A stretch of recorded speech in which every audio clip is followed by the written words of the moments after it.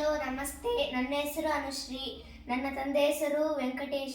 ನಾನು ಓದುತ್ತಿರುವ ಶಾಲೆ ಸಕ್ಸಸ್ ನವೋದಯ ತರಬೇತಿ ಕೇಂದ್ರ ಸಿಂಧನೂರು. ಸಕ್ಸಸ್ ನವೋದಯ ತರಬೇತಿ ಕೇಂದ್ರ ಸಿಂಧನೂರು. ನಮ್ಮ ಸರ್ ನಂಬರ್ ಬಂದು ಅಥವಾ ದೂರವಾಣಿ ಸಂಖ್ಯೆ ಬಂದು 96 11 20 70 52. ಇನ್ನೂ ಒಂದು ದೂರವಾಣಿ ಸಂಖ್ಯೆ ಬಂದು 96 11 26 70 52. ಹಾಗಾದರೆ ಬನ್ನಿ ಫ್ರೆಂಡ್ಸ್, ನಾವೀಗ ಕ್ವಶನ್ ಅನ್ನು ನೋಡೋಣ. ಮೊದಲನೇ ಕ್ವಶನ್. ಒಂದು ಹಣ್ಣಿನ ಅಂಗಡಿಯವನು 1500ಗೆ ಆಪಲ್ಗಳನ್ನು ಖರೀದಿ ಮಾಡುತ್ತಾನೆ. ಅದನ್ನು ಆತ ತನ್ನ ಅಂಗಡಿಗೆ ತೆಗೆದುಕೊಂಡು ಬರಲು 100 ರೂಪಾಯಿ ಖರ್ಚು ಮಾಡುತ್ತಾನೆ.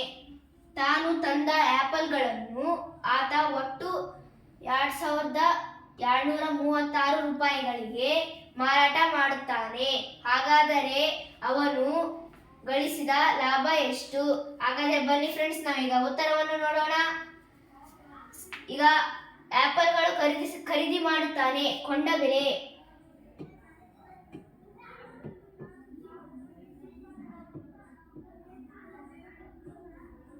$15,500.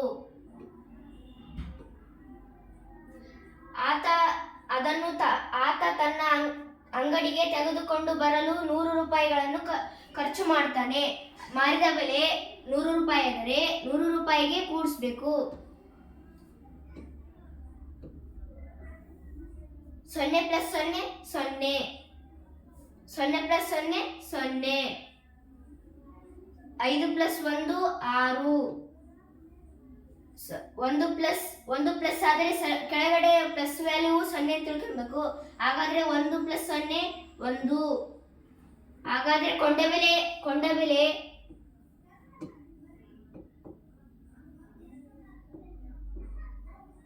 $1600 ಆದರೆ ಒಟ್ಟು ಬೆಲೆಯಿಂದ ಕೊಂಡ ಬೆಲೆಯನ್ನು ಕಳೆಯಬೇಕು. ಒಟ್ಟು ಬೆಲೆ 2236 ಆದರೆ ಒಟ್ಟು ಬೆಲೆ ಕೊಂಡ ಬೆಲೆ ಕಳಿಬೇಕು. ಇದರಿಂದ